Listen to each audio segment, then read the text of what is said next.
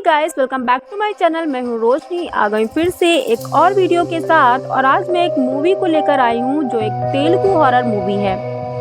Movie का नाम पिंडम है और ये मूवी ट्रू स्टोरी पर बेस्ड है। तो चलते अपने मूवी की स्टोरी की तरफ।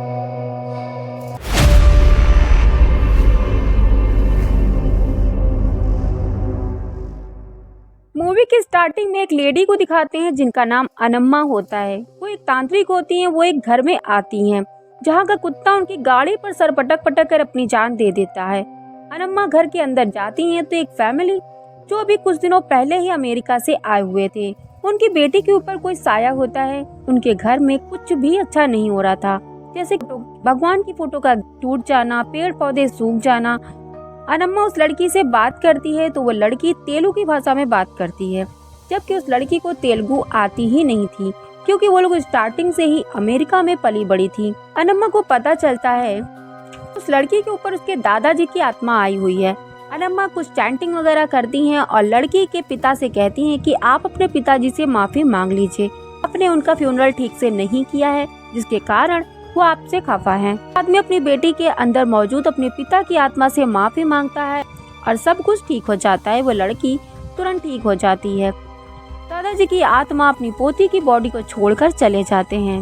अनम्मा को वहीं पर एक लोकनाथ नाम का आदमी मिलता है जो कि एक राइटर होता है।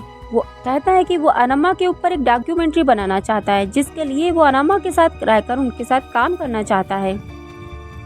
वो अनम्मा के किए हुए सारे केसों के बारे में जानना चाहता है। लोकनाथ अनम्मा से पूछता है कि आपने तांत्रिक विद्या कहाँ से सीखी है, जिस पर अनम्मा बताती है कि उन्होंने तांत्रिक विद्या अपने पिताजी से सीखी है। उनके पिताजी पुराने समय के एक बहुत बड़े तांत्रिक हुआ करते थे, लोगों की मदद किया करते थे, जिनके ऊपर भूत प्रेत बाधा होती थी उनकी बाधा को वो दूर किया करते थे। इसी के चलते उनकी बड़ी बहन की अचानक मृत्यु हो गई। माँ इस सदमे को सह नहीं पाई और वो भी मर गई। बाद में मेरे पिताजी भी बीमार हो गए। जब उन्हें एहसास हुआ कि उनका समय आ गया है तो उन्होंने मुझे तंत्र विद्या दे दी। तब से मैं ही इस काम को कर रही हूँ। लोकनाथ अनम्मा से उनके सबसे कॉम्प्लिकेटेड केस के बारे में पूछता है, जिस पर अनम्मा एक केस बताती हैं। हमें 90s का एक घर दिखाया जाता है जिसको एक एंथोनी नाम के आदमी ने खरीद लिया था।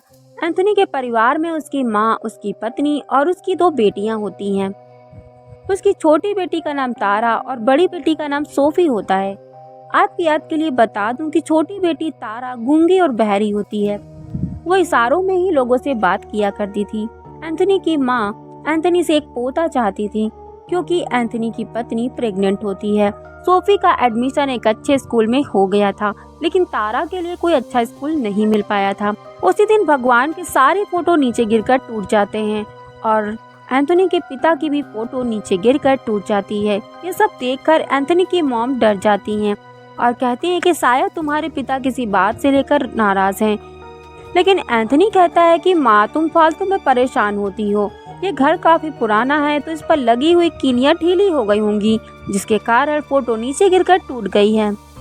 अगले सीन में मैरी तारा के हाथ पर एक चोट को देखती है, लेकिन तारा को नहीं पता होता है उसे वो चोट कैसे लगी है। खैर, अगले सीन में तारा खेल रही थी और उसके सामने एक शैडो फिगर आती है। तारा पास में रखी हुई एक स्विंग चेयर पे जाके बैठ जाती है और अजीब तरह से झूला झूलने लगती है। तभी मैरी वहाँ पर आ जाती है और वो तारा को डांट लगाती है। तारा से वो पूछती है, जिससे तारा इशारों में बताती है कि उसे नहीं पता वो उस चेयर पे कैसे चली गई। नेक्स्ट सीन में एंथोनी को दिखाया जाता है जो कि अपने काम पर होता है। वहाँ का मालिक आकर उसे बताता है कि कुछ ही महीनों में मिल जल्द ही बंद हो जाएगी। ये खबर सुनते ही एंथोनी को बहुत बड़ा झटका लगता है क्योंकि उसने अभी नया घर खरीदा था और उसकी फाइनेंशियल हालत काफी ज्यादा खस्ता थी। एंथोनी सोचता है कि अभी उसके पास कुछ महीने हैं और वो तब तक कोई नया काम ढूंढ लेगा। एंथोनी अपने काम से अब अपने घर के लिए निकल पड़ता है, लेकिन एंथोनी का स्कूटर स्टार्ट नहीं होता। एंथोनी डरते हुए पैदल ही अपने घर के लिए निकल जाता है। एंथोनी को रास्ते में एक बूढ़ा आदमी मिलता है, जिससे एंथोनी का डर थोड़ा सा कम हो जाता है। एंथोनी को कंपनी मिल जाती है। एंथोनी घर पहुंचता है तो वो देखता है बूढ़ा आदमी अचानक से गायब हो चुका है। जब वो घर पहुंचता है और अपने हाथ पैर धो रहा था तो उसको वही बूढ़े आदमी के पैर फिर से दिखाई देते हैं, जिससे वो काफी डर जाता है। घर के अंदर पहुंचकर सारी बातें अपनी माँ और अपनी पत्नी मैरी से बताता है, जिस पर एंथोनी की माँ कहती हैं कि वो कहीं चला गया होगा बेटा, इसमें परेशान होने की कोई ज़रूरत नहीं है। अगले सीन में हमें तारा और सोफी को रात में अपने कमरे में सोते हुए दिखाया जाता है। हम तारा को देखते हैं जो कि रात को सो रही थी, लेकिन सोफी को तारा को कुछ बोलते हुए सुनाई देती है, जिससे सोफी काफी डर जाती है क्योंकि तारा तो बोल नहीं सकती थी। वो देखती है तारा बेड के कॉर्नर पर खड़ी होकर कुछ बोल रही थी। सोफी तुरंत डरकर चिल्ला पड़ती है, जिससे सारे घर वाले आ जाते हैं और वो देखते हैं सोफी डरी हुई सी चिल्ला रही है। सोफी घर में सभी को बताती है ये तारा अभी बोल रही थी, लेकिन कोई भी उस पर विश्वास नहीं करता है क्योंकि तारा तो गूंगी होती है। उसी सुबह घर में एक कारपेंटर आता है घर के कुछ हिस्सों को रिपेयर करने के लिए। साथ में एक लड़की भी आती है जिसके साथ तारा और सोफी कारपेंटर की बहन समझकर उसके साथ खेलने लगती हैं। तारा और सोफी मैरी को भी कारपेंटर की बहन के बारे में बताती हैं, तो मैरी नीचे जाकर कारपेंटर और उसकी बहन दोनों को जूस देती है, लेकिन वो कारपेंटर की बहन उस वक्त मौजूद नहीं होती है, तो वो कारपेंटर को ही जूस देकर वहाँ से चली जाती है। कारपेंटर अपना काम करके वहाँ से चला जाता है। इसके बाद कई घटनाएं एंथनी के साथ भी घटती हैं, जैसे कि उसे अपने ही घर की बालकनी पर आत्माएं दिखाई देती हैं, किसी अनजान का उसको कुएं में धकेल देना जैसी घटनाएं उसके साथ घटित होती हैं। सुबह उठकर मैरी उसे कुएं से बाहर निकालती है, जिसके बाद वो काफी ज्यादा डर जाता है। एक रात जब एंथनी काम से घर नहीं आया था, उसी रात तारा और सोफी कारपेंटर की बहन खेलने आती है और वो खेलते खेलते तारा को अपने साथ दूर ले जाती है। थोड़ी देर बाद जब मैरी सोफी के पास आती है तो तारा के बारे में पूछती है। सोफी कहती है कि तारा यहीं पर कारपेंटर की बहन के साथ खेल रही थी, मुझे नहीं पता वो कहाँ चली गई। अब मैरी को घबराहट होने लगती है, वो पूरे घर में तारा को ढूंढती है लेकिन तारा नहीं मिलती है। मैरी अकेले ही तारा को ढूंढने के लिए घर से बाहर निकल पड़ती है। दूसरी तरफ तारा अनम्मा को मिल जाती है। तारा बिल्कुल अकेली होती है। तभी मैरी भी तारा को ढूंढते हुए वहां पहुंच जाती है। पूछने पर तारा इशारों में बताती है कि उसे नहीं पता वो वहां कैसे पहुंच गई। अनम्मा अपनी गाड़ी में बैठाकर दोनों को घर छोड़ देती है। अनम्मा को भी एंथनी के घर पर वही आत्माएं दिखाई देती हैं। अगली रात एंथनी को स्टोर रूम में कुछ आवाज आती है। जब वो चेक करने जाता है तो वो वहाँ पर लॉक होकर रह जाता है। एंथनी को वहाँ घोस्ट भी डराता है, जिससे एंथनी वहीं बेहोश हो जाता है। अगली सुबह मैरी ने घर के ब्रोकर को वहाँ पर बुलाया था स्टोर रूम को खिलवाने के लिए। एंथनी बाहर निकलकर ब्रोकर पर चिल्लाने लगता है, ऐसा घर हमें बेच दिया है, क्योंकि वो काफी दुखी और काफी ज्यादा डरा हुआ भी होता है। ब्रोकर इन सब के लिए माफी मांगता है और अनम्मा के बारे में बताकर उनका नंबर देकर कहता है कि यही है जो तुम्हारी हेल्प कर सकती है। एंथनी अपने काम पर से अनम्मा को कॉल करता है। अफसोस कि अनम्मा कॉल नहीं उठा पाती है। एंथनी घर पहुंचकर सभी को अपना सामान पैक करने को कहता है। सब कुछ ठीक होने तक हम किराए के घर में रहेंगे। तभी मैरी का पैर फिसल जाता है और वो गिर जाती है। एंथनी बिना देरी करे उसे हॉस्पिटल में एडमिट कराता है। एंथनी हॉस्पिटल से फिर से अनम्मा को कॉल करता है और कॉल अनम्मा उठा लेती है। एंथनी सारी बातें अनम्मा को बता देता है। अनम्मा कहती है कि मैं जानती हूँ, और वो कहती है कि सब कुछ ठीक हो जाएगा, बस घर छोड़कर तुम लोगों को कहीं पर भी नहीं जाना है, वरना अंजाम बहुत भयानक हो सकता है। कुछ देर बाद सोफी का फोन आता है। वो एंथनी को बताती है कि दादी अब नहीं रही हैं। ये सुनकर एंथनी के पैरों तले से जमीन खिसक जाती है। अगले सुबह सभी दादी यानी कि एंथनी की मॉम का अंतिम संस्कार किया जाता है। तो अनम्मा एंथनी की पापा की फोटो उनकी माँ यानी कि एंथनी की माँ की कब्र पर रख देती हैं, ताकि उनकी माँ की आत्मा को शांति मिल सके।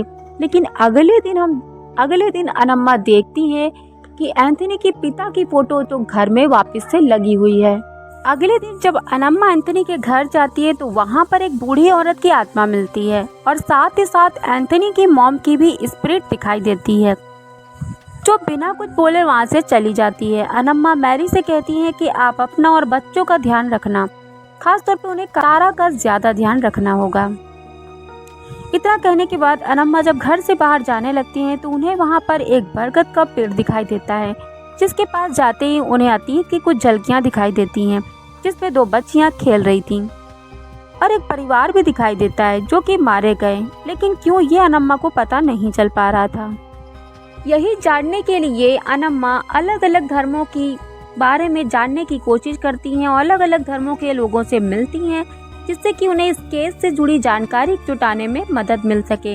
इसी बीच उन्हें पता चलता है कि एंथोनी की मॉम को उसी घर में मौजूद एक आत्मा ने बड़ी ही बेदर्दी से मार दिया था।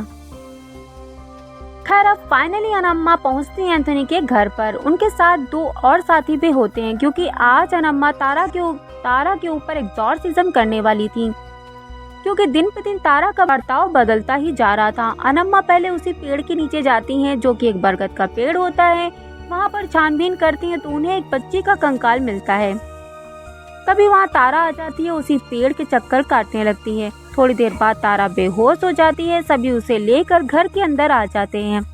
अनम्मा कहती है एग्जॉर्सिज्म की प्रक्रिया के दौरान कोई भी अनजान आवाज के बहकावे में नहीं आएगा और किसी की भी आंखों में नहीं देखेगा। अब चैंटिंग शुरू की जाती है। उसी दौरान तारा चिल्लाने लगती है। अनम्मा पूरे घर में हॉली वाटर छिड़कने लगती हैं, साथ ही साथ वो तारा के ऊपर भी हॉली वाटर छिड़कती हैं। तभी आत्माएं तारा को हवा में लैमिनेट कराने लगती हैं और स्टोर रूम में लॉक कर देती हैं।